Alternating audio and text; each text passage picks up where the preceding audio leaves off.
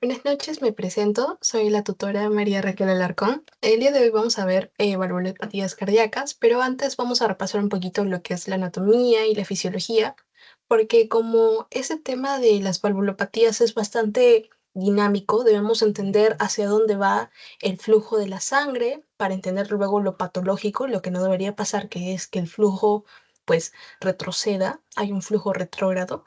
Hay que entender muy bien la anatomía y también cuáles son los mecanismos, ¿no? Por los cuales, pues, la sangre finalmente va a ser llevada del corazón hacia el cuerpo y, bueno, esta va a regresar, ¿no? Para que nuevamente pase por este circuito. Bueno, para empezar, estos son los contenidos de la clase de hoy. Y bueno, como les mencionaba, vamos a repasar primero lo que es la anatomía. A ver, un momento. Ya. Como se puede ver acá, nosotros tenemos las cámaras del corazón. Nosotros sabemos que tenemos cuatro cámaras en sí. Y es bien importante que las separemos en derecha y izquierda, al menos para esta patología. ¿Ok? En este caso, nosotros tenemos que entender cómo es el circuito por el cual la sangre va a recorrer, de dónde va a venir y de dónde va a ir. En este caso, nosotros sabemos que la sangre, que es del cuerpo, que ya pues se ha utilizado y está desoxigenada, va a llegar hacia el corazón por las venas. A ver, un momento, se movía. Un momento. Así no lo voy a utilizar. Un momento, aquí. PPT. Ya. Como les decía, la sangre del cuerpo va a drenar tanto en la vena cava superior como en la vena cava inferior. Y estas van a drenarse en lo que es la aurícula derecha. Recordemos que esta comunicación que hay entre la vena cava superior e inferior con la aurícula, no hay una válvula, ¿ok? Esto es muy importante. Así que generalmente las presiones que manejen tanto la vena cava superior e inferior y la aurícula derecha, pues van a ser similares, porque no va a haber una válvula que pues permita regular este flujo, ¿no? Así que prácticamente va a ser igual. Seguido de esto, nosotros tenemos nuestra primera válvula que va a comunicar justamente la aurícula con el ventrículo izquierdo, perdón, derecho, y es la válvula tricúspide. Esta válvula tricúspide tiene tres valvas, justamente está rodeada por un anillo fibroso, y es muy importante esto también. Y pues esto va a permitir la comunicación entre aurícula y ventrículo. Posterior a esto, una vez que la sangre llega al ventrículo derecho, esta se va a comunicar con la arteria pulmonar. Y justamente esta comunicación que va a haber va a ser la famosa válvula pulmonar, que finalmente va a permitir distribuir la sangre hacia la circulación pulmonar para que se pueda realizar lo que es el intercambio gaseoso y así pues oxigenar la sangre. Una vez que pasa por este circuito, la sangre retorna al corazón mediante lo que son las venas pulmonares hacia lo que es la aurícula izquierda. Una vez que tenemos esta comunicación, vamos a tener que nuestra aurícula izquierda se va a comunicar con lo que es nuestro ventrículo derecho. De modo que acá tenemos una válvula, que es la válvula mitral. ¿Ok? Esta es la única de todas las válvulas que vamos a ver que solo va a poseer dos valvas. ¿Ok? Esto es un recordatorio importante porque, por ejemplo, si la válvula aórtica no tuviera, por ejemplo, solo tuviera dos valvas, perdón, esto tendría una implicancia, ¿no? Patológica, que finalmente condicionaría una de las valvulopatías que vamos a ver el día de hoy. Bueno, siguiendo con el recorrido, tenemos que nuestro ventrículo se va a comunicar con la circulación sistémica. Un momentito. Esto va a ser mediante justamente la válvula aórtica. Ahora, acá tenemos dos clasificaciones para las válvulas. Una que son las válvulas semilunares, que justamente corresponden a tanto la válvula aórtica y pulmonar, y las válvulas atrioventriculares, que justamente como su nombre lo dice, es la comunicación entre la aurícula y el ventrículo. Y acá estaría la válvula tricúspide y la mitral. Acá está justamente lo que yo les mencionaba, que generalmente nosotros tenemos valvas o cúspides, ¿no? En este caso tenemos una válvula semilunar que es la válvula pulmonar. En este caso nosotros tenemos tres valvas, la anterior, la izquierda y la derecha. Mientras que en la aórtica tenemos también tres valvas, que es la izquierda, la derecha y la posterior. Con respecto a la válvula mitral tenemos únicamente anterior y posterior. Con respecto a la válvula, las valvas de la válvula tricúspide tenemos la valva anterior, posterior y septal. Todo esto, esta forma de nombrar a las valvas, corresponde a cómo es la posición en la que se coloca, ¿no? Anatómicamente nuestro corazón. Bueno, un poco repasado eso, ya podemos entrar un poco de fondo a lo que es el ciclo cardíaco. Para esto debemos saber, tenemos un diagrama que nos ayuda mucho a entender este ciclo, que es el diagrama de Wiggers. Pero para esto debemos saber cuáles son las fases, ¿no? Las fases del ciclo cardíaco, que pues, las podemos ver justamente aquí. Se divide en dos partes, esencialmente. La sístole, que es la contracción ventricular, y la diástole, que es la relajación ventricular. A su vez, estas dos fases se subdividen. Una es la contracción isovolumétrica, la eyección ventricular, y tanto rápida como reducida, y estas pues conforman la sístole. Mientras que en la diástole tenemos la relajación isovolumétrica, el llenado ventricular rápido y reducido, o diástasis, ¿ok? Recordemos que todo esto se basa en sí a lo que es el ventrículo, ¿ok? O sea, es tanto la contracción ventricular como la relajación ventricular. Ahora, nosotros sabemos que inicialmente, al menos en este diagrama, que nos permite empezar desde lo que es la contracción isovolumétrica. Pero hay un evento que sucede antes de que el ventrículo esté lleno. Básicamente vendría a ser la contracción auricular, ¿no? Nosotros sabemos, nosotros sabemos de que existe la contracción ventricular, que justamente para que pueda suceder esto es un evento eléctrico, ¿no? Tiene que despolarizarse la aurícula para que luego suceda la contracción de la aurícula y el contenido que está en la aurícula se termine de vaciar y pues lo dirija hacia el ventrículo. De modo que justamente para esto nos sirve esta imagen, porque este, podemos ver lo que es la despolarización primero de la aurícula, de la cual se encarga el nódulo sinoauricular, y justamente este permite que se despolarice la aurícula y posteriormente se pues contraiga. Una vez sucedido esto, todo el volumen sanguíneo que se encontraba en la aurícula, va a pasar a lo que es el ventrículo. Y ahora sí podríamos iniciar.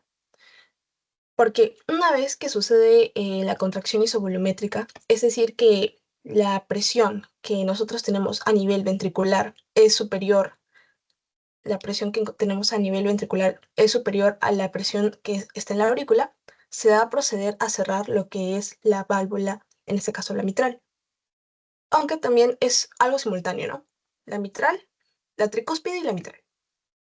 En este caso, lo que sucedería es que una vez sucede esto, se produce el cierre de la válvula auriculoventricular, que coincide con el primer ruido cardíaco, como podemos ver aquí. ¿Ok? Una vez que tenemos esto, ¿qué nos dice la contracción isovolumétrica? Básicamente nos dice que este evento eléctrico coincide justamente con nuestro electrocardiograma, que básicamente se suscitaría con lo que es el segmento QRS, que también indica lo que es la despolarización ventricular. ¿Qué quiere indicar o sea, qué indica esto? Que básicamente nuestro ventrículo está empezando a contraerse, pero ambas válvulas están cerradas, o sea, tanto las auriculoventriculares como las semilunares, de modo que como las dos están cerradas, el volumen va a seguir siendo el mismo, pero la presión está aumentando. Como lo podemos ver acá, justamente este gráfico nos indica tanto la presión, y en este caso la presión ventricular aumenta, está creciendo en lo que es la fase de contracción isovolumétrica, pero el volumen permanece, como podemos ver acá. Bueno, justamente como les mencionaba, ¿por qué entonces la válvula semilunar, que podría ser tanto la aórtica y la pulmonar, permanece cerrada? Es porque la presión que se encuentra en el ventrículo todavía no ha superado a la presión que hay en la aorta. O bueno, también en lo que podría ser la arteria pulmonar.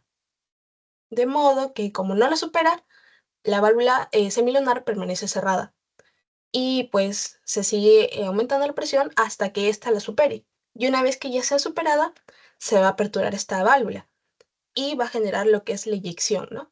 O la sístole. En este caso, la eyección se va a dividir en dos partes, la eyección ventricular rápida y la reducida. En este caso, la eyección justamente coincide con lo que es el segmento ST. Espérense, voy a borrar eso. El segmento ST, más o menos por aquí. Ya. Y en este caso, el segmento ST en el EKG refleja justamente lo que es ya una parte, ¿no? De lo que vendría a ser la repolarización ventricular. En este caso, los ventrículos van a expulsar la sangre rápidamente debido a que el ventrículo ya tiene una mayor presión que en este caso podría ser tanto la aorta o la arteria pulmonar. De modo que la sangre sale rápidamente y esta presión pues supera la de la aorta, como ya les mencionaba, o la de la arteria pulmonar. Esta sangre es impulsada hacia la circulación sistémica en el caso de pues la aorta o también puede ir hacia los pulmones, ¿no? En el caso que fuera la pulmonar. Finalmente, esta presión que nosotros teníamos inicialmente en nuestro ventrículo va a ir poco a poco descendiendo, ¿no? Y ahí es justamente donde empezaría la eyección ventricular reducida o lenta. Justamente este evento inicia con lo que es la onda T en el EKG, que indica justamente la repolarización ventricular. Básicamente, la velocidad de eyección disminuye y en este caso, a pesar de que el- hay una reducción de lo que es el flujo sanguíneo, los ventrículos siguen un poco vaciándose, pero un poco más lento, ¿no? A diferencia de lo que es la eyección ventricular rápida.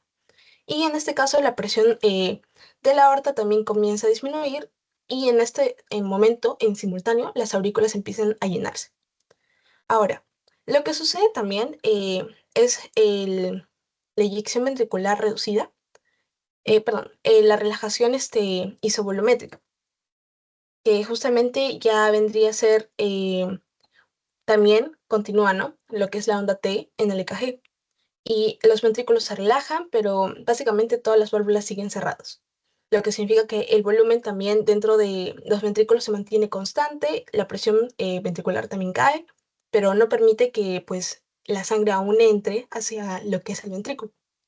Y pues esto genera que, fin de cuentas, la presión en la aorta todavía sigue elevada, ¿no? O me parece que han escrito algo en el chat. Chicos, ¿hasta ahí alguna pregunta? ¿Podemos repasar esto también otra vez?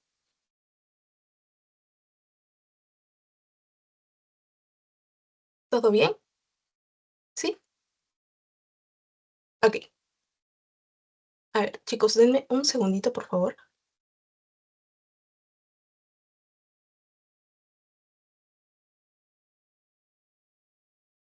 Ya, ahora sí, chicos.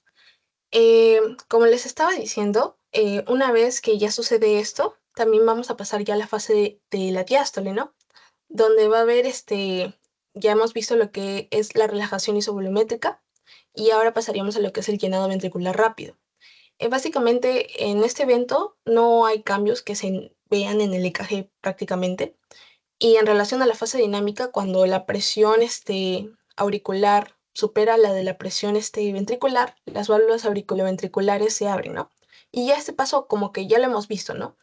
Y luego, pero esa es la fase donde está predominante el cambio de presiones. Cuando ya estamos hablando de un llenado ventricular reducido, ahí es cuando ya recién vamos a ver que se requiere que se despolarice la aurícula para que se pueda inyectar la sangre desde la aurícula hacia el ventrículo, ¿verdad? Y se pueda llenar. A ver, repasando un poco las fases, vamos a hacerlo en este esquemita. Primero nosotros requerimos de que haya un llenado ventricular rápido, ¿no?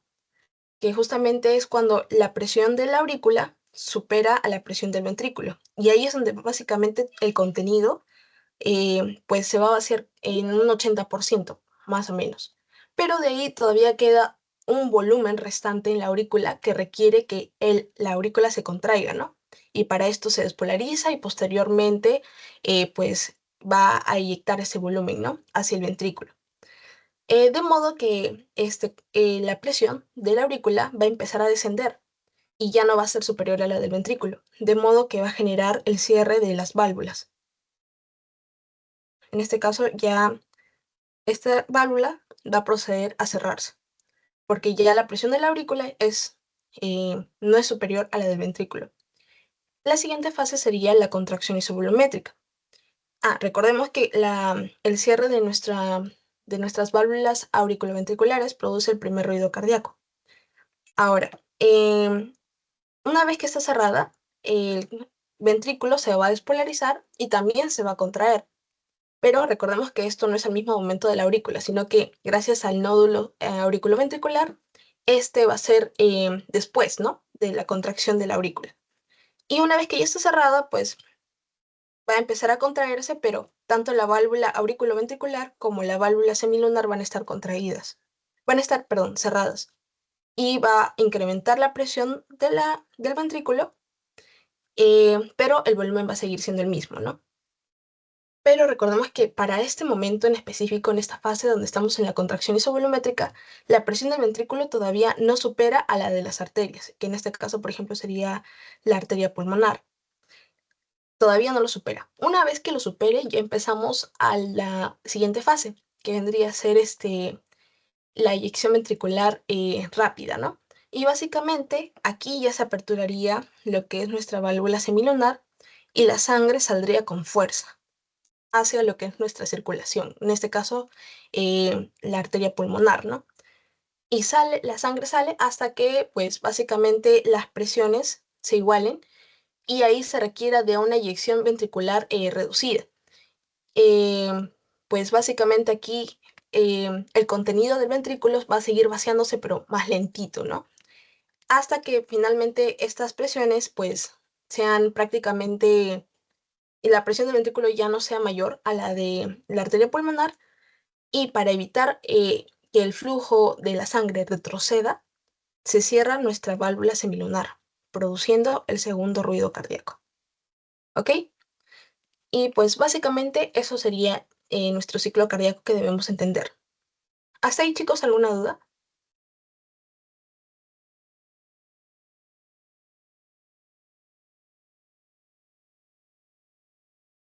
Bien, entonces pasemos a la siguiente.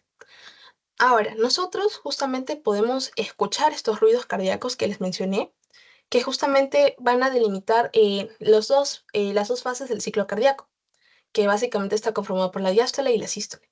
Como les había mencionado, el primer ruido cardíaco indica el cierre de la válvula auriculoventricular y el segundo ruido cardíaco indica el cierre de las válvulas semilunares. En este caso, ¿por qué? Entonces, ¿cómo nosotros sabemos cuándo es sístole y cuándo es diástole? Esto es sencillo. Recordemos que para la sístole en este caso, ¿qué necesitamos que esté abierta? La válvula semilunar, ¿verdad? Para que se pueda eyectar la sangre. Entonces, aquí permanece abierta nuestra válvula semilunar, pero para que el flujo no retroceda al momento de que el ventrículo se está contrayendo, nuestra válvula auriculoventricular sí o sí tiene que estar cerrada. Entonces, la sístole está delimitada entre el cierre de la válvula auriculoventricular y pues que esté aperturada la válvula semilunar. Mientras que la diástole, para que la diástole se pueda dar, es decir, para que el ventrículo se pueda llenar, es necesario que la sangre no avance. Así que tenemos que cerrar nuestra válvula semilunar y aperturar nuestra válvula auriculoventricular para que la sangre pueda fluir de la aurícula hacia el ventrículo. Acá les tenía un video, solo que no sé si lo puedo poner aquí. No, déjenme ver si lo puedo poner. Para que puedan escuchar, porque al menos en esa parte de las valvulopatías, en la clínica, sí se ve bastante lo que son los ruidos. Es muy importante esa parte.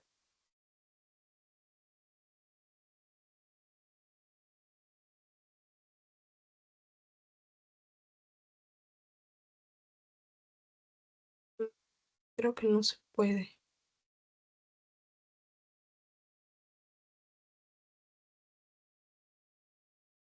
ver, vamos a ver.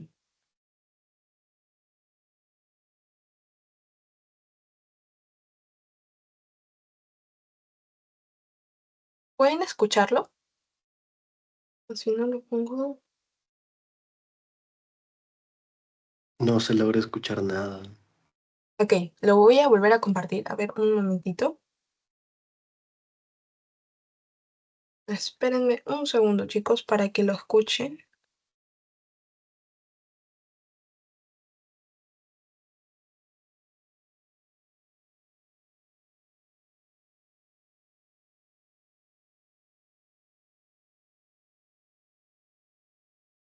Creo que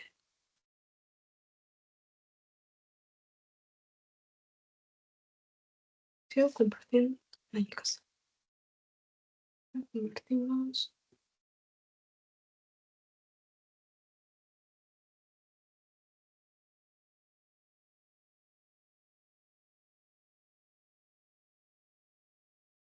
Ahora sí. ¿Se puede escuchar?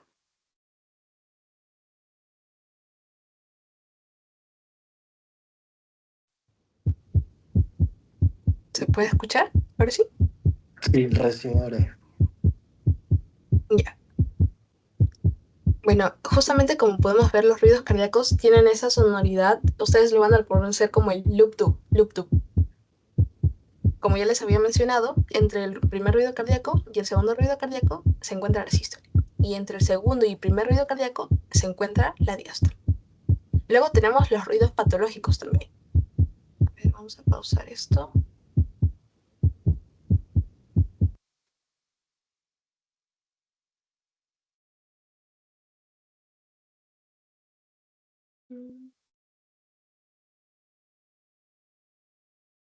Nosotros tenemos dos ruidos patológicos, el tercero y cuarto ruido patológico, pero eso lo vamos a ver más adelante para que lo puedan asociar con las valvulopatías, ¿ok? A ver, vamos a... Bien.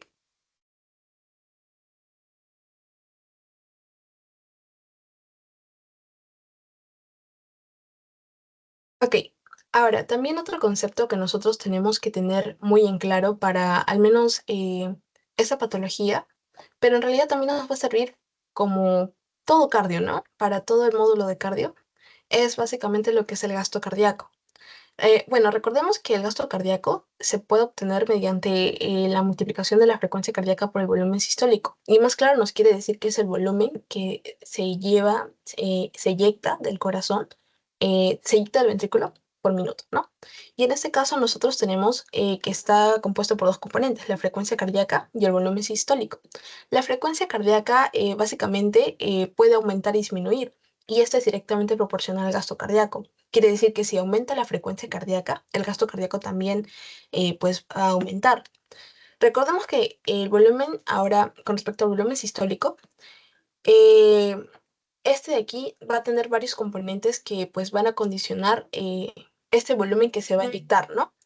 En este caso tenemos lo que es, por ejemplo, la precarga.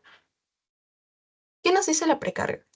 La precarga básicamente en matemáticas podría ser equivalente al volumen telediastólico, que básicamente sería ese volumen que queda de sangre después de la diástole ventricular. Y básicamente ese también va a estar, va a tener una ley, ¿no? Que le va a condicionar, que es la ley de Frank-Starling. Y en este caso nos está diciendo que, ¿qué nos dice esta ley? Que el corazón tiene una mayor capacidad de expulsar sangre a medida que éste se estire más, debido a que un aumento del volumen al final de la diástole va a hacer que éste se dilate y por ende este expulse con mayor fuerza, ¿no? O sea, a mayor estiramiento va a haber mayor capacidad de expulsar sangre, en resumen, ¿no? Ahora, la poscarga es la resistencia que se debe vencer para expulsar la sangre. Y en este caso, por ejemplo, si es que nosotros tenemos mucha poscarga, es decir, mucha resistencia, tendríamos que aplicar mayor fuerza para poder vencer a esta resistencia y poder eyectar este volumen, ¿no? Así que en este caso sí serían inversamente proporcionales con el volumen sistólico. Y la contractibilidad. En este caso, la contractibilidad es es la fuerza que el ventrículo utiliza para contraerse, ¿no? Si la contractibilidad aumenta, en este caso, por ejemplo, imaginemos que debido a la estimulación del sistema nervioso simpático, pues esta contractibilidad va a aumentar, ¿no? Entonces el volumen sistólico también lo va a hacer.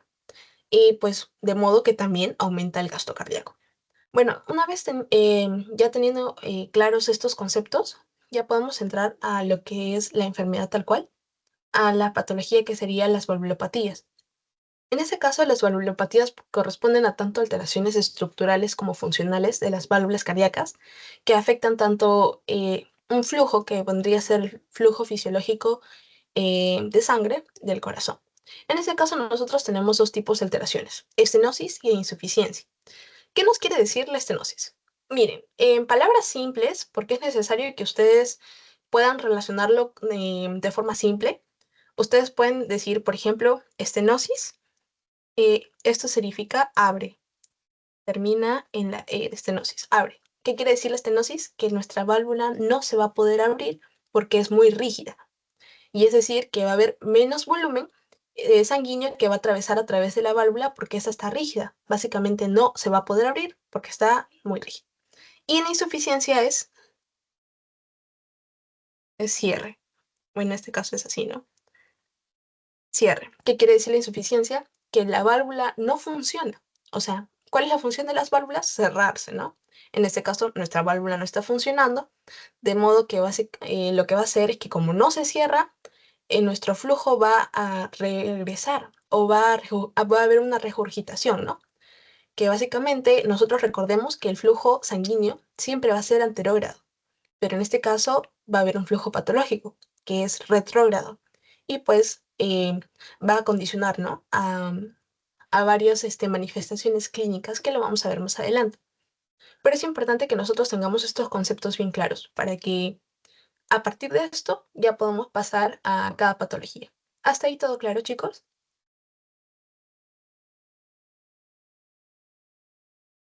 Ok, continuemos. Ahora, un concepto previo, porque es algo que vamos a repetir en varias patologías, es lo que es la fiebre reumática.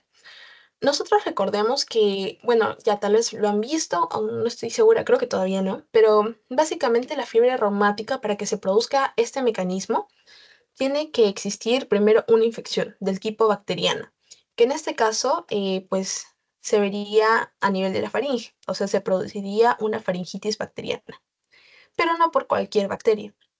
En este caso, nosotros tendríamos a lo que son a nuestros estreptococos beta-hemolíticos del grupo A, resaltando a nuestro famoso estreptococo Diógenes. ¿Ok? Este es el que se va a encargar de producir esta faringitis. Y recordemos que, pues, nosotros, nuestro sistema inmune reconoce ciertas partecitas de estas bacterias que justamente vienen a ser los antígenos, ¿no? Y en este caso, esta bacteria presenta dos antígenos. Uno que pertenece a lo que es su matriz, que vendría a ser la proteína M.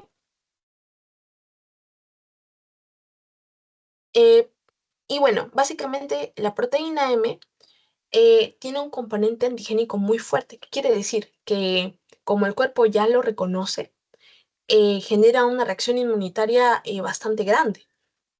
¿Y qué es lo que va a suceder? Básicamente, eh, estas proteínas, me olvidé poner acá también proteínas de superficie, perdón. Ya. Entonces, nosotros tenemos nuestra proteína M y básicamente esta es altamente virulenta. Quiere decir que tiene una gran capacidad de que haya un reclutamiento muy fuerte, pero el problema aquí es que esta va a ser muy similar a componentes que nosotros tenemos en nuestro cuerpo. Principalmente, por ejemplo, a nivel cardíaco, tenemos las glucoproteínas, ¿no? Que conforman, por ejemplo, diversas partes del corazón. En este caso, por ejemplo, podría ser del endocardio, del miocardio o del pericardio. Y básicamente desencadenaría una reacción contra justamente estos componentes de nuestro propio cuerpo. Y esto se le llama reacción cruzada o mimetismo molecular.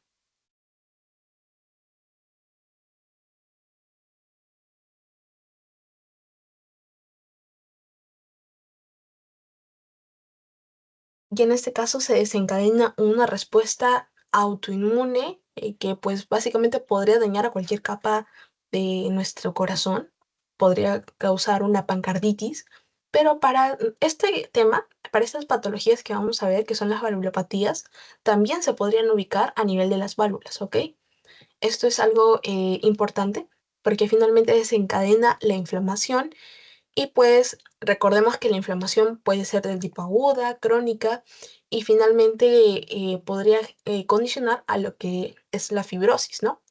Que luego vamos a ver que va a hacer que la válvula se endurezca, ¿no? O que simplemente no funcione. O sea, puede condicionar tanto a que haya estenosis, un endurecimiento, o que la válvula no funcione, que pierda su capacidad de, pues, cerrarse, generando una insuficiencia. Bueno, pasamos al primer tema. Y justamente hemos escogido la estenosis aórtica como primer tema porque esta va a ser la valvulopatía más frecuente. Y no solo eso, es la tercera causa después de Lima y también de la hipertensión arterial, representando una gran carga de enfermedad en relación a las patologías cardiovasculares, ¿no? También es una patología muy frecuente del tipo cardiovascular. Ahora sí, pasamos a ver un poco las etiologías. Ahora, nosotros tenemos una gran lista de causas, pero pueden ser del tipo tanto congénitas como adquiridas. Pero en este caso, las que más nos importan, por ejemplo, vendrían a ser las congénitas. Tenemos a la válvula aórtica bicúspide, y esta se va a presentar en pacientes menores de 70 años, ¿ok? En países desarrollados. Mucho tiene que ver la edad acá, porque eso también nos va a permitir identificar la clínica. Porque en el caso de que las personas, por ejemplo, fueran mayores de 70 años, ahí ya no pensaríamos en una válvula bicúspide, porque las válvulas bicúspides básicamente desencadenan la patología bastante rápido. ¿Por qué? Porque yo les mencioné que la válvula aórtica tiene tres valvas. Y si tuviera dos, significa que sobre esas dos residiría toda la presión, ¿no? Tendrían que hacer más fuerza, lo que haría que también haya mayor estrés mecánico. Y finalmente esto generaría que pues las válvulas poco a poco empiecen a endurecerse, ¿no? Por todo este estrés al que están sometidas. Y bueno, en el caso de que fueran mayores de 70 años, pensaríamos en una clasificación de la válvula aórtica tricúspide. Pero tampoco no hay que dejar de lado lo que es la enfermedad del tipo valvular reumática, que justamente es por lo que vimos en la diapositiva anterior, por la fibra reumática. Esta también es muy común en países de desarrollo. Tampoco no hay que dejar de lado a lo que son las obstrucciones del flujo sanguíneo, ya que, por ejemplo, si existe una obstrucción por encima de la válvula o por abajo de la válvula, es decir, una estenosis supravalvular o subvalvular, también podría desencadenar lo que es una estenosis aórtica. Y, por ejemplo, en el caso de la miocardiopatía hipertrófica, que es la que podemos ver acá, podría desarrollar, pues, por una larga progresión de la enfermedad, lo que es una estenosis subvalvular, finalmente desencadenando lo que es la estenosis aórtica. Ahora, en relación a los factores de riesgo, eso también es muy importante, porque como ya les había mencionado, podemos hablar de un componente congénito, como de un componente ya que tiene que ver mucho con edad, o sea, las calcificaciones, ¿no? Por justamente este desgaste. En el caso, por ejemplo, de los factores de riesgo más importantes, podrían ser similares incluso a lo que es la aterosclerosis, porque recordemos que, bueno, la patogenia la vamos a explicar mejor, pero los factores de riesgo van a ser similares a lo de la aterosclerosis, al menos en la primera etapa de la enfermedad. Y ahí por eso tenemos la edad avanzada, el sexo masculino, una dislipidemia, hipertensión arterial, tabaquismo, la diabetes mellitus. Y acá esta va a tener una gran importancia. Lo mismo con el síndrome metabólico. ¿Ok? También historial de la radiación mediastínica o incluso la insuficiencia renal es muy importante. Estas dos van a estar muy relacionadas con justamente un mecanismo por el cual nosotros tenemos hiperglicemia, ¿no? En la diabetes mellitus nosotros tenemos hiperglicemia, y eso genera que tengamos más glucosa libre. De modo que esta glucosa se une a proteínas, que también se encuentran libres y forman productos finales de la glicación mejorados, o los famosos AGE. Y estos, al unirse a sus receptores, que podemos encontrarlo a nivel endotelial, por ejemplo, endotelial valvular, a nivel de las válvulas, se unen y desencadenan vías intracelulares como la de el factor nuclear kappa beta, que desencadena inflamación, o sea, también condiciona la inflamación. Y a su vez, en este caso, em, también puede generar a que nuestras células que se encuentran a nivel de la válvula, pues tengan un perfil del tipo osteogénico. ¿Ok? Ahorita voy a explicar bien eso, pero básicamente va a ser que nuestras células, por ejemplo, que se encuentran a nivel del intersticio, se empiecen a comportar como osteoblastos, produciendo matriz ósea, ¿no? Similar, y es por eso que también se producen las calcificaciones. Así que no, hay que quedarnos con la idea de que cuando se trata de mecanismos de calcificación no es un proceso pasivo, sino que también es un proceso activo. Ahorita vamos a explicar bien eso, no se preocupen. Ahora, en relación a la epidemiología, ya les mencionaba, esta es la valvulopatía más frecuente. Y en relación a las enfermedades cardiovasculares, la estenosis aórtica pues es una enfermedad frecuente seguida de la hipertensión y la enfermedad coronaria. En este caso, recordemos también que es más frecuente en personas mayores de 65 años, siendo el 29% aproximadamente del grupo afectado. Y bueno, en este caso, la progresión de la enfermedad, del 2 al 9% de las personas mayores de 75 años pueden llegar a desarrollar una estenosis aórtica grave. Ahora, esta prevalencia va a variar, ¿no? Pero generalmente acuérdense que va a ser mayores de 65 años, 70 años por ahí.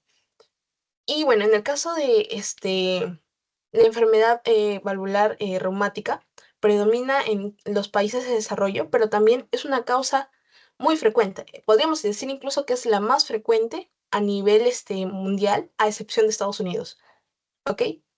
En este caso, recordemos que, o sea, a nivel general, sin incluir Estados Unidos, esta es la causa más frecuente de la estenosis aórtica.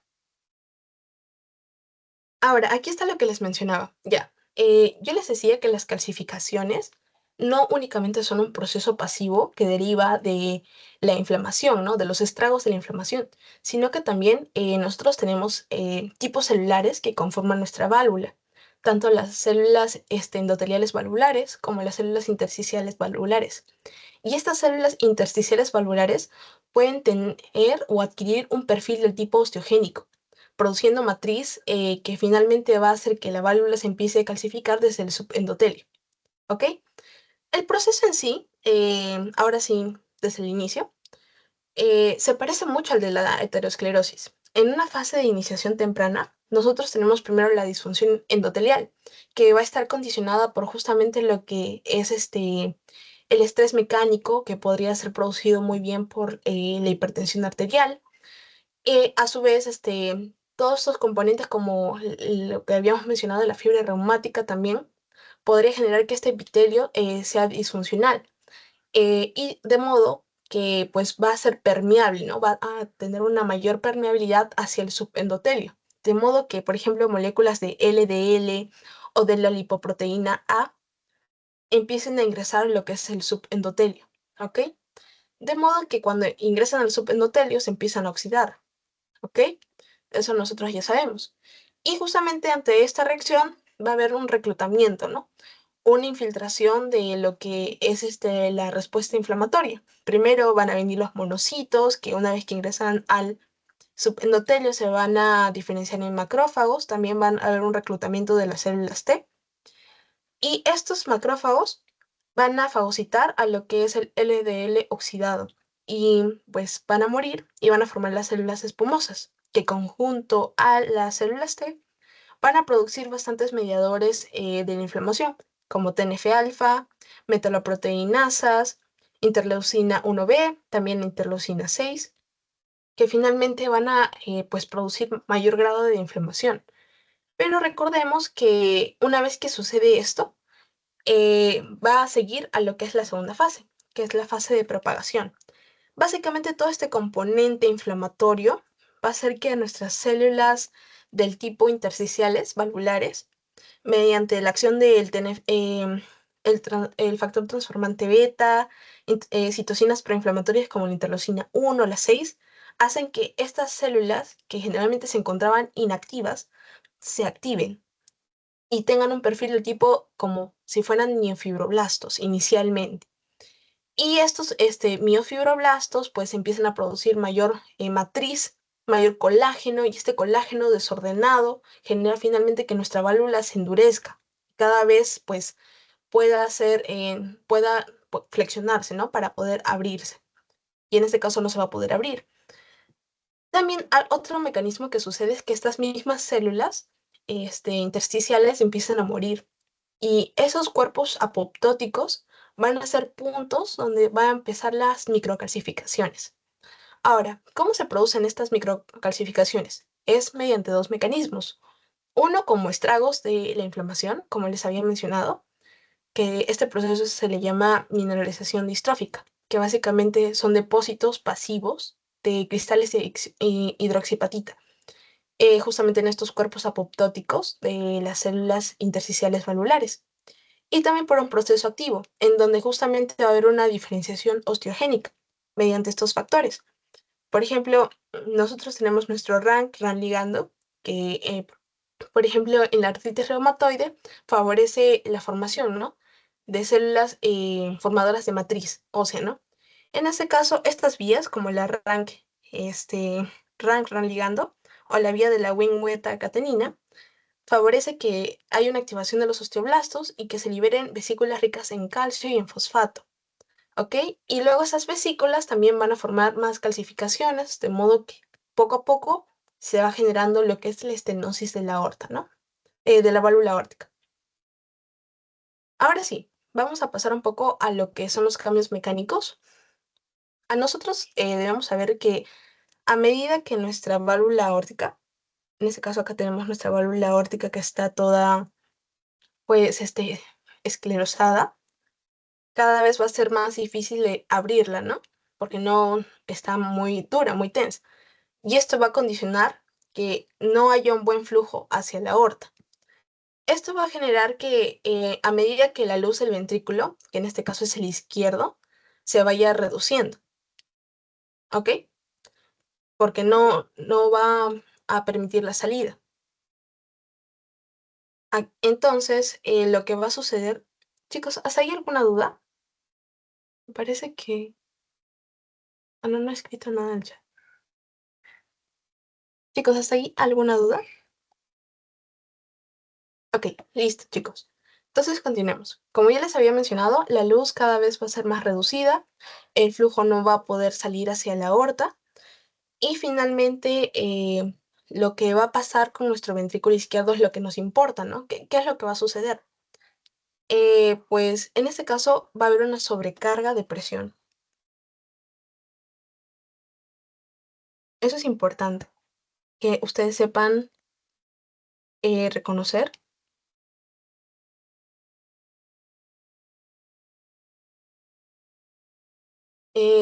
Ok, va a haber una sobrecarga de presión y esta pues cada vez va a aumentar más, por lo que como va a haber mayor presión a nivel del ventrículo, lo que va a hacer como respuesta adaptativa es la hipertrofia. Nuestro ventrículo va a empezar a hipertrofiarse para que justamente pueda tener más fuerza para poder eyectar la sangre hacia la aorta, ¿verdad? Pero a veces este mecanismo no va a ser suficiente. ¿Ok? Pero recordemos también algo muy importante, que la hipertrofia también va a afectar la capacidad del corazón de relajarse durante la diástole, ¿ok? O sea, de tanto esfuerzo que el corazón, al menos nuestro ventrículo izquierdo, hace para poder contraerse y eyectar este volumen que queda por este paso limitado, esta luz limitada hacia la aorta, cada vez nuestro corazón va perdiendo, nuestro ventrículo izquierdo va perdiendo la capacidad de poder pues relajarse para la diástole. De modo que cada vez se vuelve más rígido y requiere más presión para poder relajarse y llenarse de sangre, lo que afecta finalmente a su función diastólica, ¿no? Además, durante la sístole, el ventrículo va a requerir de mayor presión para poder eyectar la sangre y vaciarse, ¿no? De modo que como también requiere de mayor presión, también requiere de mayor tiempo para poder eyectarse. Y también recordemos que en este cambio adaptativo que es la hipertrofia, la pared cada vez va a ser más gruesa y el suministro sanguíneo cada vez va a ser más deficiente. Como estamos haciendo sobrecarga de, como estamos haciendo mayor grado de contracción, estamos utilizando más energía, más consumo de ATP. Y como esta pared está totalmente engrosada, cada vez es más difícil suministrarle de forma completa, por las coronarias, obviamente, es muy difícil suministrarle sangre y podríamos condicionar a lo que es una isquemia, en este caso del miocardio, generando pues finalmente, por ejemplo, cambios como lo podría ser la angina justamente. Ahora pasamos a la clínica. Como ya les había mencionado, por lo mismo que el suministro sanguíneo de todo el espesor de la pared del ventrículo izquierdo cada vez es más eficiente, se puede producir una angina, que en este caso podría ser del tipo de esfuerzo, ¿no? O sea, la persona hace alguna actividad física y pues empieza a tener un dolor precordial, ¿no? Ahora, este grafiquito nos ayuda un poco mejor a ver lo que es el mecanismo. En este caso, pues ya tenemos lo que es nuestra hipertrofia de nuestro ventrículo izquierdo, aumenta lo que es la presión en la aurícula izquierda, de modo que también aumenta la presión de las venas pulmonares, ¿ok?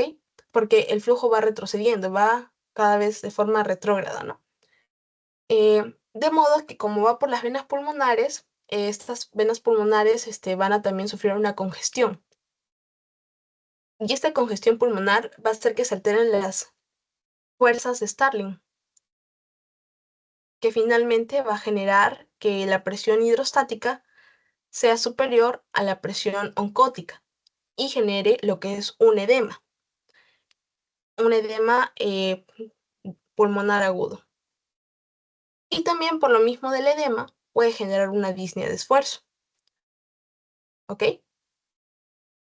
Además también debemos ver que por la misma menor perfusión cerebral puede también desarrollarse un síncope, o por lo mismo de una menor perfusión coronaria y una mayor demanda de oxígeno porque la pared está totalmente engrosada, hay una angina de pecho, ¿no?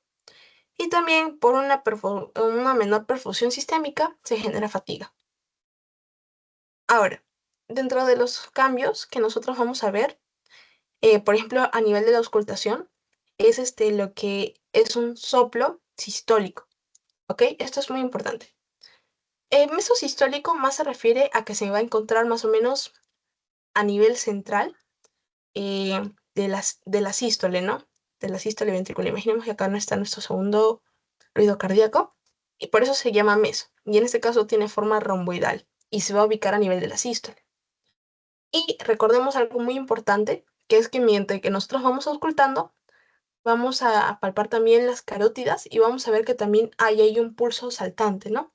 Que va a generar justamente este soplo, ¿no? Ahora, también puede haber un desdoblamiento paradójico del segundo ruido cardíaco. ¿Qué nos quiere decir esto? ¿Se acuerdan que les mencioné que como nuestro ventrículo requiere de mayor fuerza para poder contraerse, también requiere de mayor tiempo para poder inyectar todo el volumen hacia, en este caso, nuestra aorta? Pues esto justamente genera que el, por ejemplo, el segundo ruido en este caso de nuestra aorta, de nuestra válvula aórtica, o sea, se cierre después que la pulmonar. Y por eso hay un desdoblamiento. O sea, primero se va a cerrar la válvula pulmonar porque ahí no hay problema. Pero la válvula aórtica, como va a estar estenosada, se va a cerrar después, de modo que se va a generar este desdoblamiento. Y finalmente también se va a ocultar el cuarto ruido cardíaco. Listo, chicos. ¿Hasta ahí alguna duda? Un repaso de todo o algo que quieran reforzar, chicos, tal vez. ¿Todo bien?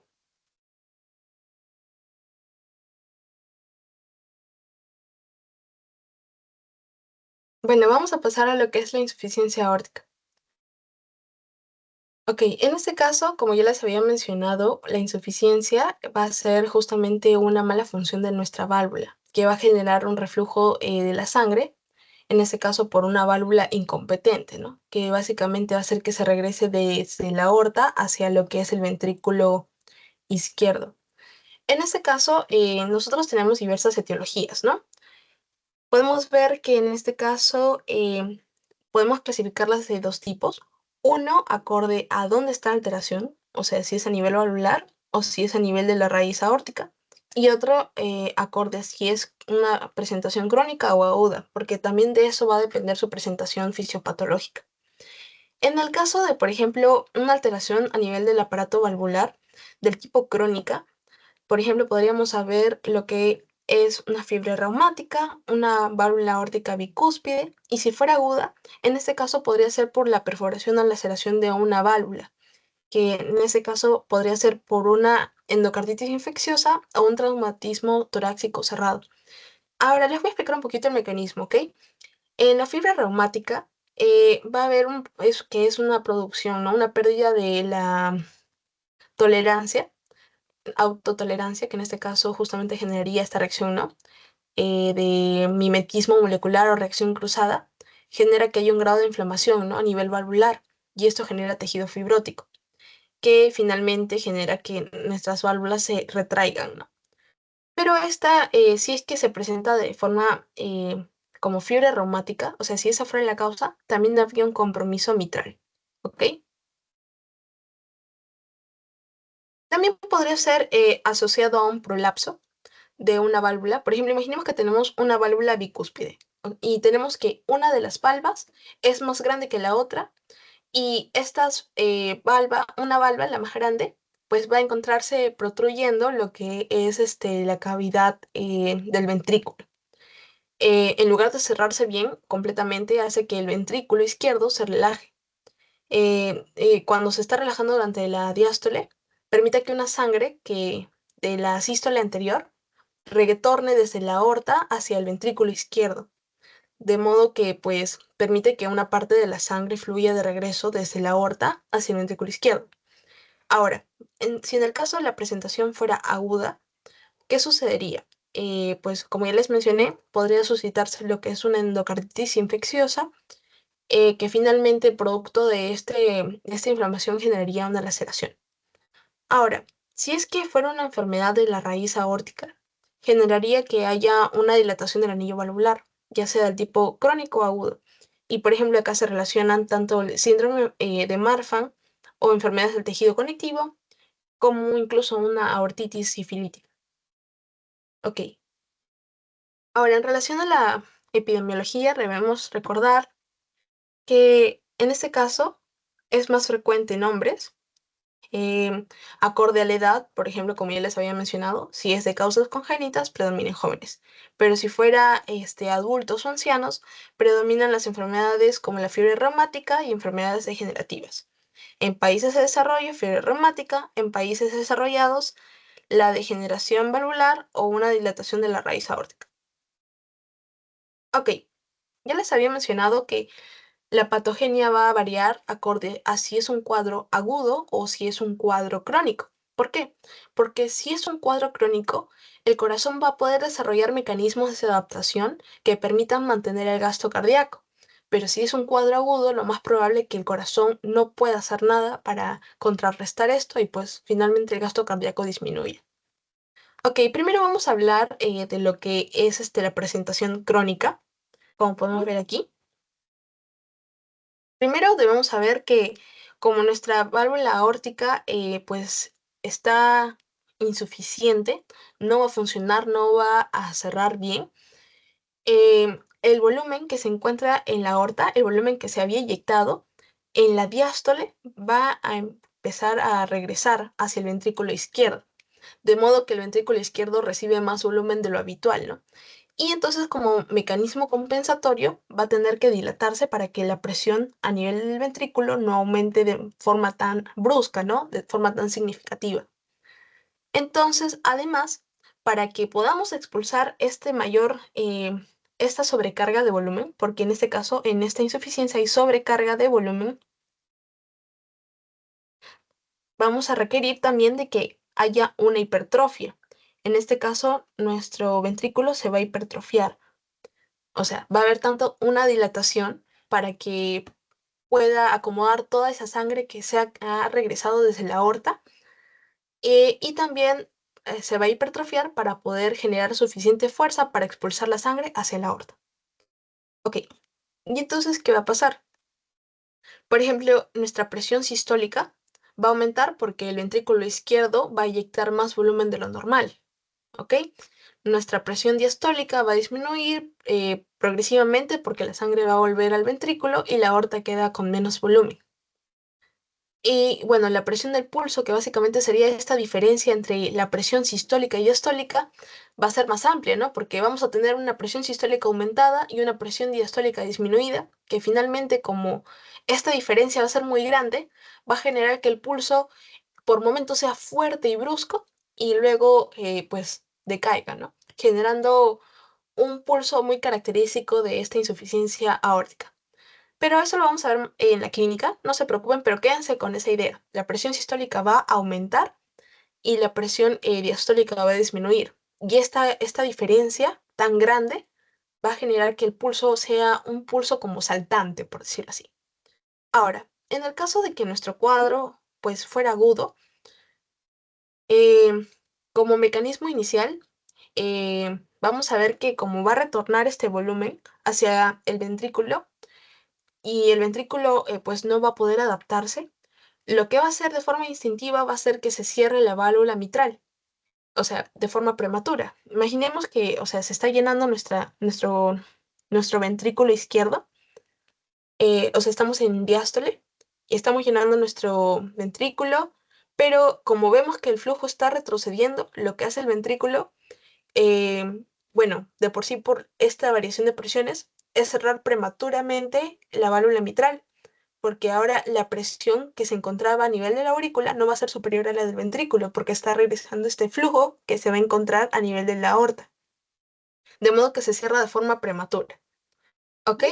Normalmente recordemos que esta válvula mitral se cierra al inicio de la sístole, ¿no?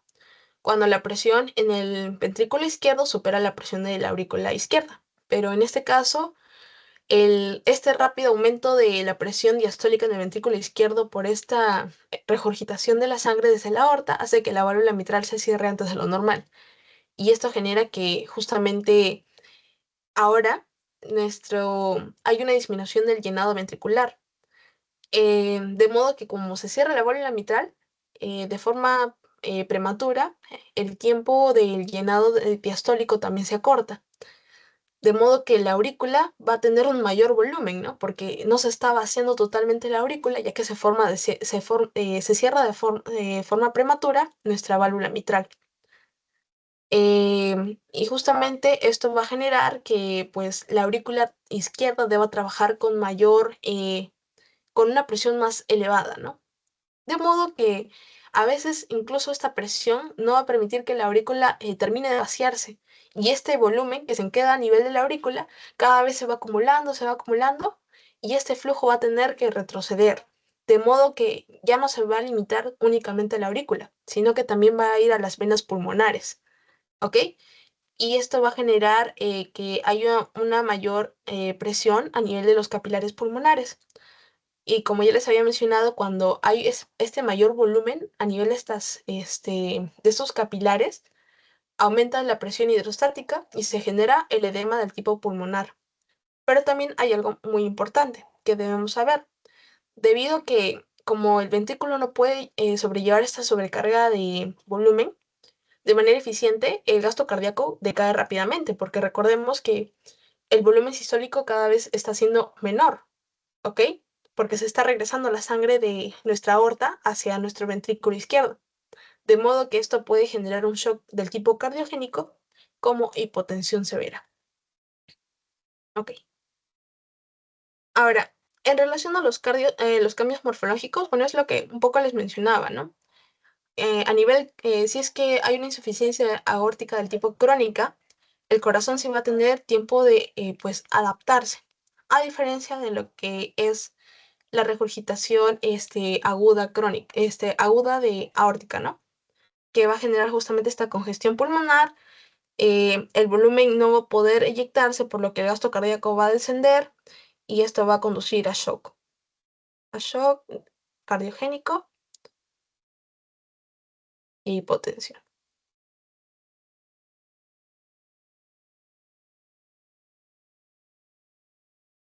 Ahora, pasemos a la clínica. La mayoría de los casos son sintomáticos porque generalmente si hablamos de lo que es una insuficiencia aórtica crónica, los síntomas aparecen muchísimo después y ya cuando está muy complicado. Pero lo que sí debemos destacar, por ejemplo, es la disnea, que podría deberse a lo que es el edema pulmonar y esta congestión de los capilares pulmonares. El pulso Celer et Magnus, que justamente es lo que les mencionaba, ¿no? Que al menos en lo que es la insuficiencia aórtica crónica, la diferencia de presión sistólica con la diastólica, pues es bastante, ¿no? Es abismal, a tal punto que por momentos nuestro pulso va a ser fuerte y brusco y luego va a decaer, de modo que va a generar como un pulso así de martillo, ¿no? Incluso se le dice. Eh, Luego también tenemos la danza arterial o el signo de Corrigan, que justamente es este, ¿no? Este salto en este caso de lo que vendría a ser, por ejemplo, podríamos palparlo a nivel de las carótidas y este pulso va a ser así saltante, ¿no? Va a saltar por momentos, pero luego va a decaer. Y también se puede ver mediante signos periféricos, por ejemplo, el de Kinche, que nos dice básicamente que hay un aumento de este pulso saltante a nivel unguial, a nivel de nuestra uñita.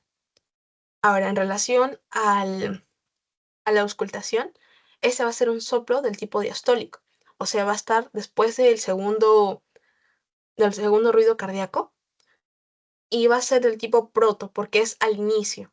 También podemos encontrar el soplo de Austin Flynn, que justamente es lo que yo les mencionaba antes, que había un cierre prematuro de la válvula mitral debido a que pues ya la diferencia de presiones entre el aurículo y el ventrículo no se diferenciaban y pues se cerraba de forma prematura y generaba este soplo. Acá también hay un resumen de la fisiopatología y las manifestaciones clínicas. Bueno, como les mencionaba, primero tenemos una válvula que no funciona, que no cierra. En este caso, esto genera que hay una regurgitación, ¿no? De volumen, generando una sobrecarga de volumen a nivel ventricular, de modo que se genera tanto hipertrofia como dilatación. La dilatación debido a que hay mayor volumen que debemos almacenar para que no se aumente la presión diastólica, la presión ventricular de manera brusca, y la hipertrofia para poder eyectar todo este contenido de volumen, ¿no? Que se va a encontrar a nivel ventricular hacia la aorta. También de modo que recordemos que como no se estaba haciendo totalmente nuestra aurícula, también va a aumentar su presión y va a haber un flujo retrógrado hacia lo que son las venas pulmonares, generando congestión y pulmonar, de modo que se genera la disnea de esfuerzo. Ahora, también como les mencioné, hay una mayor presión, ¿no? De la aurícula, debido a que no se estaba haciendo todo su contenido. Y eso también condiciona a que la aurícula se dilate. Pero recordemos que cuando nuestra aurícula se dilata puede generar diversos mecanismos que conducen a lo que son las arritmias, como la más conocida, la fibrilación auricular, ¿no? Y también podría generar palpitaciones. Básicamente esto todo corresponde a que ya no está obedeciendo a lo que es el sistema de conducción, ¿no? No se está despolarizando, o sea, básicamente ya no se está contrayendo para vaciar todo su contenido, o sea, ya es una disfunción total. Y bueno, recordemos que también, por lo mismo que no va a haber un buen gasto cardíaco, va a disminuir lo que es la circulación cerebral, generando lipotimia. Y también, si es que hay una menor perfusión coronaria, va a haber angina de esfuerzo. Y una perfusión general conduce a la fatiga. Listo. Chicos, ¿hasta aquí alguna duda?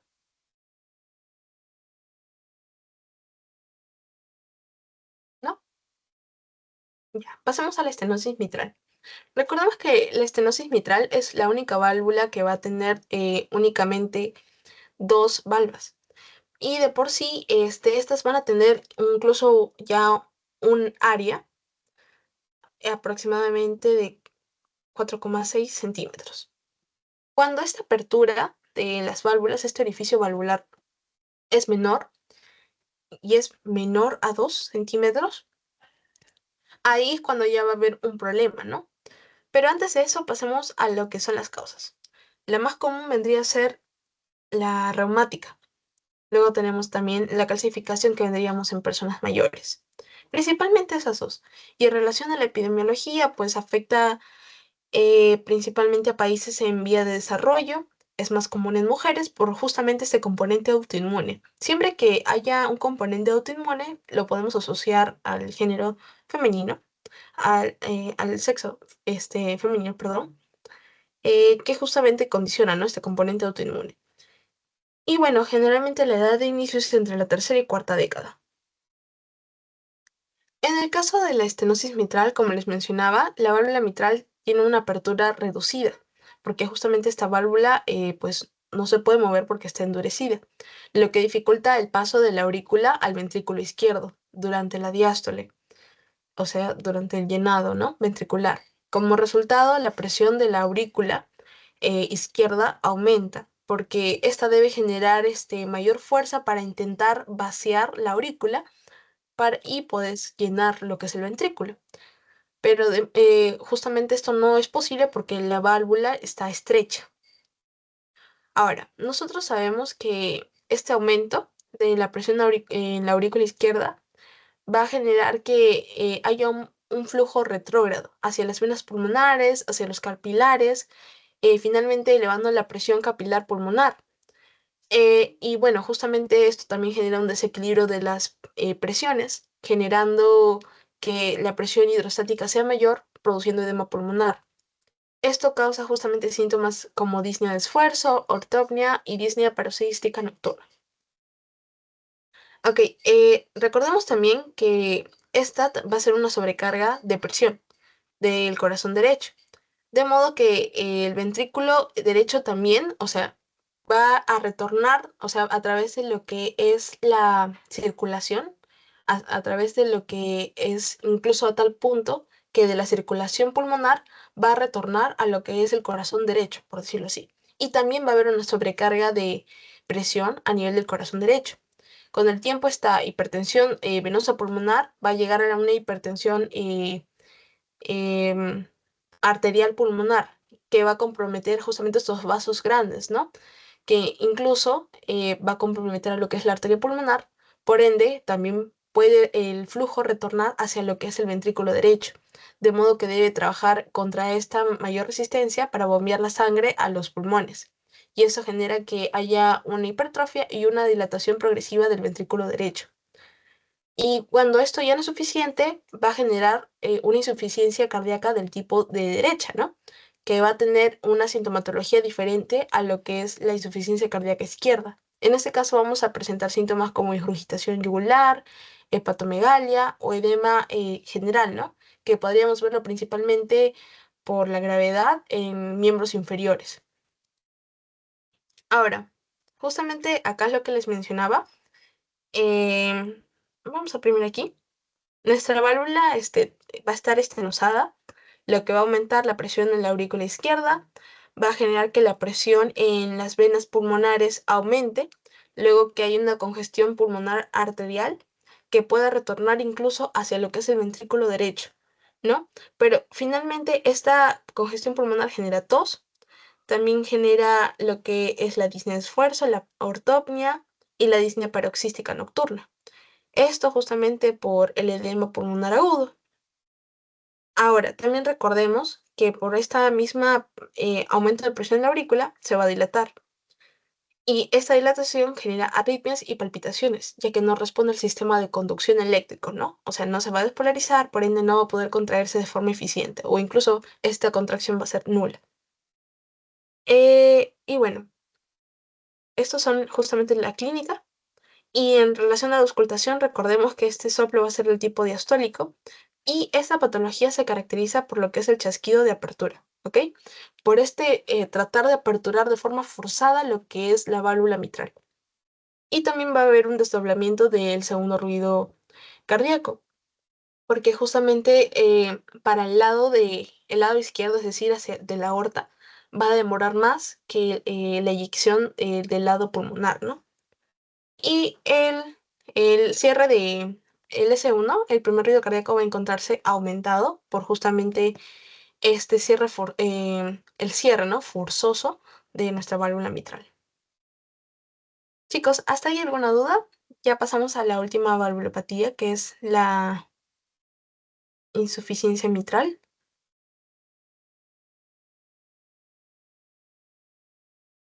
Ok, pasemos a esto, la insuficiencia mitral. Recordemos que las causas pueden ser también nuevamente dos tipos. Pueden ser anatómicas, o sea, pueden ubicarse a nivel de la válvula, el aparato subvalvular o la pared ventricular. En este caso, la causa más frecuente sería el prolapso valvular, seguido de la fibra reumática. En el caso del aparato subvalvular, justamente esta ruptura de cuerdas tendinosas que justamente sostienen a las valvas para poder aperturarse y evitar que se prolapsen. Justamente eso no ocasionaría que se genere una insuficiencia mitral. Y de la pared ventricular, cualquier alteración funcional que condicione a una disfunción del músculo papilar, como un infarto, una miocardiopatía dilatada o una miocardiopatía hipertrófica. Ahora, nosotros tenemos que justamente también pueden ser dos tipos de alteraciones: agudas, que no permiten cambios adaptativos, y las crónicas, que sí permiten cambios adaptativos. En este caso, la que más nos importa aquí es la ruptura del músculo papilar en caso que fuera aguda. Y si fuera la crónica, podríamos ver, por ejemplo, lo que es una degeneración mixomatosa que generaría un prolapso, ¿no?, de la válvula mitral, o una cardiopatía reumática. Y si fuera secundario, por ejemplo, una cardiopatía isquémica, o no isquemia, ¿no?, isquémica. Ahora, en relación a la epidemiología, recordemos que la prevalencia global afecta a más de 175 millones de personas en el mundo.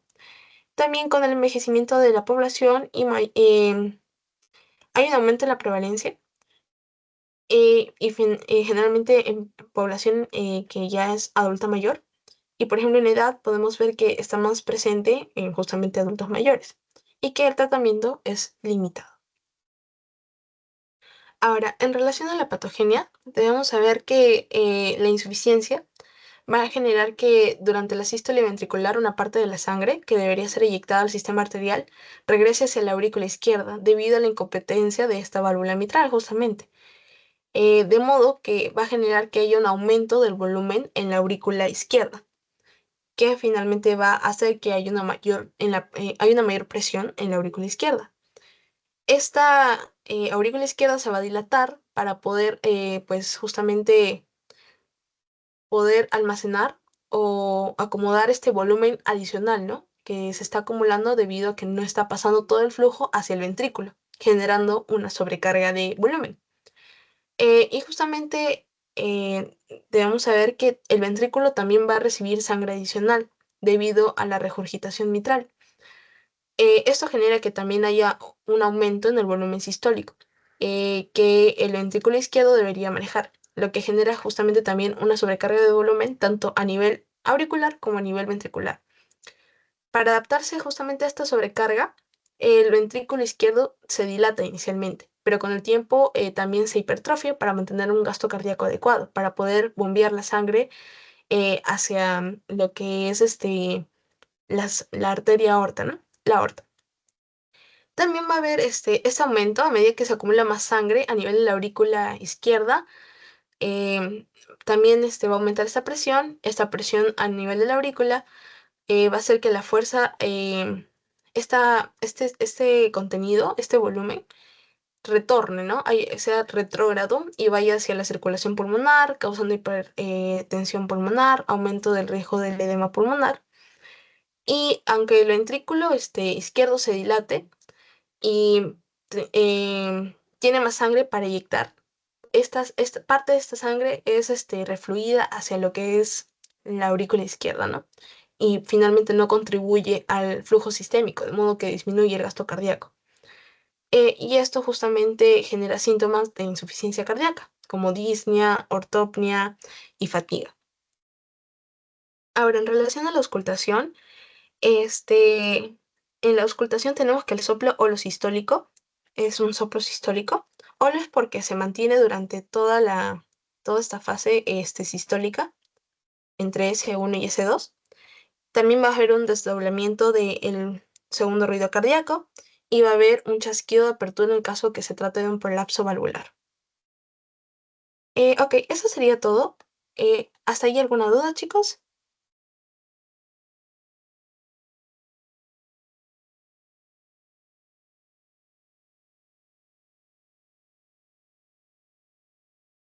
¿Alguna duda? Solo para recordar, vamos a anotar algunas cositas acá. Tenemos nuestra estenosis del tipo aórtica, mitral y la insuficiencia aórtica y mitral. En el caso de nuestra estenosis aórtica, ya sabemos que en estos dos hay una sobrecarga de presión. Y en la insuficiencia hay una sobrecarga de volumen. En el caso de la estenosis aórtica hay un soplo sistólico. En la estenosis mitral hay un soplo diastólico. En insuficiencia mitral, en la insuficiencia aórtica hay un soplo diastólico también.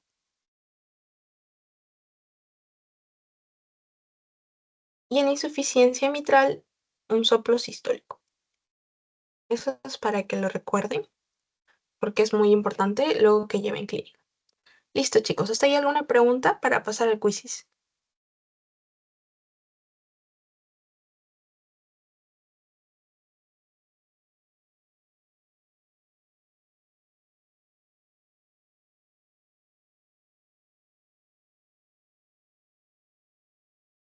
Vamos al quizzes entonces.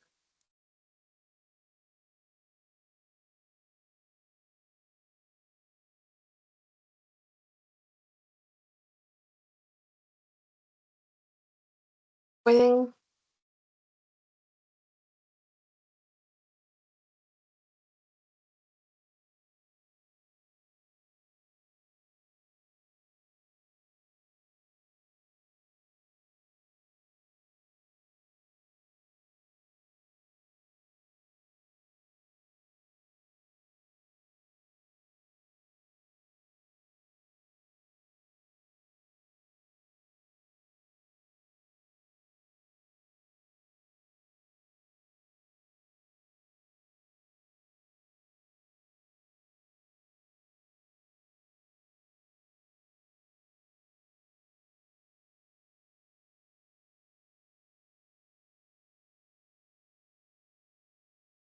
a ver, chicos, para que se vayan uniendo.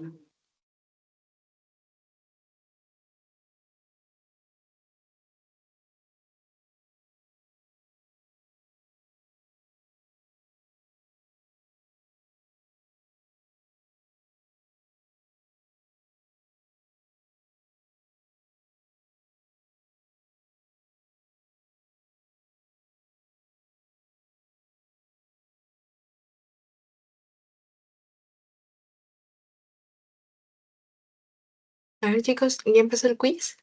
A ver.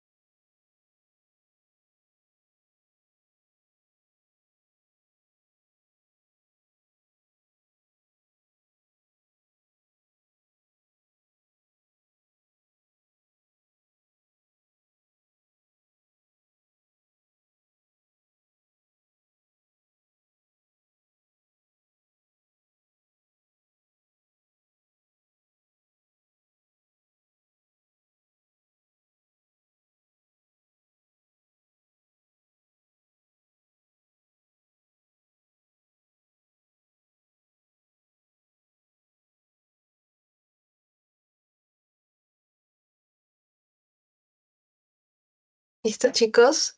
Vamos a repasar un poco las preguntitas. Vamos a ver. Bueno, en relación a la primera nos decía cuál es la característica más frecuente de un paciente con estenosis aórtica. Bueno, en este caso es muy importante que ustedes distingan, ¿no?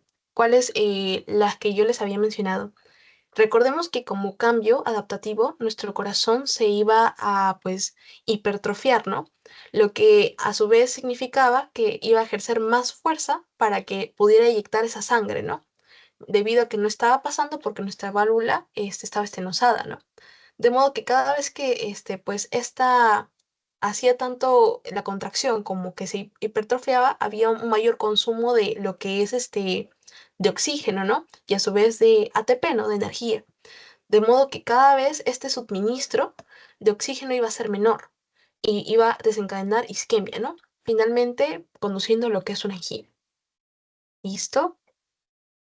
Ahora, acerca de la insuficiencia aórtica, ¿qué tipo de soplo vamos a encontrar en el examen físico? En el caso de una insuficiencia aórtica sería un soplo del tipo diastólico, ¿ok? Ahí luego les voy a poner la memotecnia, que les va a ayudar mucho a recordar este soplo. Ahora, en relación a la clínica de la estenosis, bueno, acá ya lo hemos visto, esa es un poco parecida a la primera, angina, síncope y disnea. ¿Cuál es la valvulopatía más frecuente? La que les mencioné, es la estenosis aórtica. Recordemos que esto es por epidemiología, ¿no? Y también va a variar la causa acorde al grupo etario, ¿no? Si son personas jóvenes, lo más probable es que se trate de un defecto congénito, ¿no? Una válvula del tipo bicúspide. Y si es en personas mayores, lo más probable es que se trate de una degeneración, ¿no? Calcificado, o sea, una calcificación de la válvula, o también podría ser por la fibra reumática, ¿no? Ahora, factores de riesgo de las valvulopatías. Excepto, en este caso sería el tromboembolismo, todas las demás sí las hemos mencionado en las diversas etiologías. Características de la estenosis aórtica. Bueno, acá hay que tener, nos dice excepto, tener cuidado con las preguntas que nos dicen. En ese caso, la estenosis aórtica no presenta un soplo holosistólico, sino del tipo mesosistólico, que se encuentra en medio o, bueno, a la mitad de nuestra sístole, ¿no? En la insuficiencia aórtica presenta los siguientes signos, excepto.